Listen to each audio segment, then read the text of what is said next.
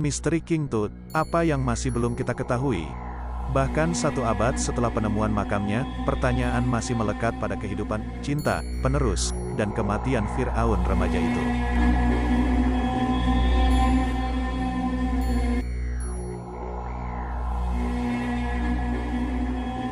Sejak hari-hari awal arkeologi di Mesir, lembah para raja telah memberikan daya pikat yang tak tertahankan.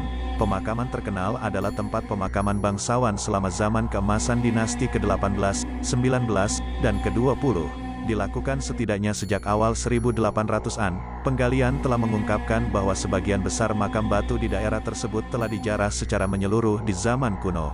Satu-satunya pengecualian besar, 4 kamar Raja Tutankhamun Nebheperure yang tertata mewah, tidak hanya menghasilkan harta karun artefak yang menakjubkan, tetapi juga sekilas tentang kekayaan dan budaya negara yang mencengangkan selama abad ke-14 SM. Sejak penemuannya pada tahun 1922, makam Raja Tut telah memberikan banyak bukti yang memungkinkan para ahli dan amatir untuk memecahkan teka-teki kehidupan dan masa Fir'aun muda, termasuk intrik politik yang pasti berputar di sekelilingnya setelah suksesi tahta. Beberapa bagian gambar pas satu sama lain, sementara detail lainnya tidak begitu jelas. Sekarang, 1 abad setelah penemuan makam, mungkin saat yang tepat untuk mempertimbangkan apa yang telah dipelajari para ahli, dan apa yang hanya bisa mereka tebak.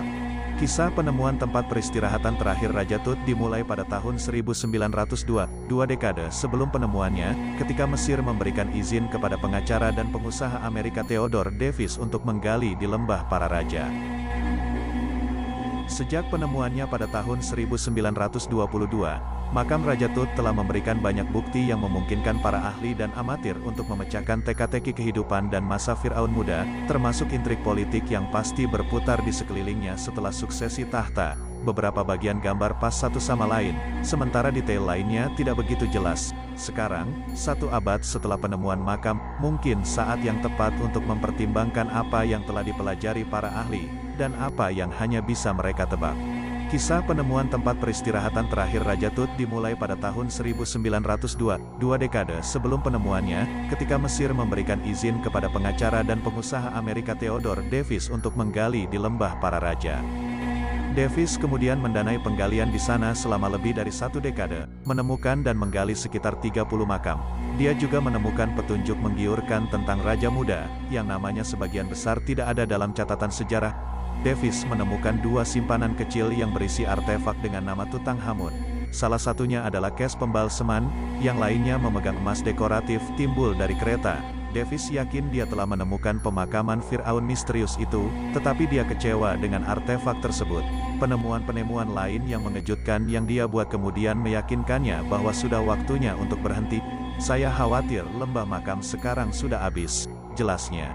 Menurut sebuah laporan, Davis datang dalam jarak 6 kaki dari makam Tutankhamun. Keputusan pentingnya untuk menyerahkan konsesinya di lembah di ambang kesuksesan memungkinkan Lord Carnarvon, seorang Inggris yang kaya, untuk turun tangan pada tahun 1914.